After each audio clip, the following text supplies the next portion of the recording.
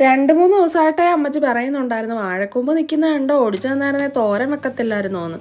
അങ്ങനെ എന്തുമല്ല ഇന്ന് ഇറങ്ങിയപ്പോൾ 3 കൂമ്പുണ്ടായിരുന്നു. 3 കൂമ്പും അങ്ങ് ഒടിച്ചപ്പോൾ വാഴക്കൊല പോകാൻ എന്തായാലും കാര്യമായി. പിന്നെ 3 കൂമ്പ് അമ്മച്ചിയുടെ കൈ കൊണ്ട് കൊടുത്തിട്ട് തോരനുള്ള തേങ്ങ തിരികെ വെക്കാമെന്ന് വിചാരിച്ച് തേങ്ങ തിരികെ വെച്ച് വന്നപ്പോഴത്തേക്ക് അമ്മച്ചി കൂമ്പ് അരിയാൻ തുടങ്ങിയിട്ടുണ്ട്. ഒരു വലുത് ഒരു ചെറുത് ഇന്നത്തേക്ക് എടുത്ത്, ഒരു വലുത് നാളെ എടുക്കാമെന്ന് വിചാരിച്ചു. ഇത് അരിയാൻ തുടങ്ങുന്നതിന് മുന്നേ അമ്മച്ചി കൈ വെളിച്ചെണ്ണ തൂത്തിട്ടുണ്ടായിരുന്നു കേട്ടോ, കൈ കറയാവാതിരിക്കാൻ. പിന്നെ ഇത് അരിഞ്ഞ് കഴിഞ്ഞതിന് ശേഷം ഇതിനകത്തിൽ ഇച്ചിരി വെളിച്ചെണ്ണ ഒന്ന് തൂത്ത് പുരട്ടിയെടുക്കും.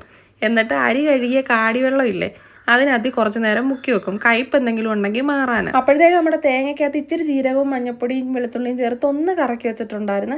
പിന്നെ ചീനിച്ചട്ടി ചൂടായപ്പം കടുക് വറുത്തിട്ട് നമ്മൾ അരിഞ്ഞു വെച്ചിരിക്കുന്ന കൂമ്പ് അങ്ങോട്ട് ഇട്ട് ഇളക്കുക. പിന്നെ അതിനകത്ത് ആവശ്യത്തിന് ഇച്ചിരി ഉപ്പും ചേർത്ത് നമ്മൾ വേവിച്ച് വെച്ചിരിക്കുന്ന ചെറുപയറും കൂടെ ചേർത്ത് കൊടുക്കാം. ചെറുപയറില്ലാതെ എന്ത് കൂമ്പ് തോരൻ. ഇനി നമ്മൾ മുന്നേ കറക്കി വെച്ചിരിക്കുന്ന തേങ്ങ അങ്ങോട്ട് ചേർത്ത് ഇളക്കി അടച്ചു വെച്ച് എടുത്തു കഴിഞ്ഞാൽ വാഴക്കൂമ്പ് തോരൻ റെഡി. ഊണിന് ബെസ്റ്റാ.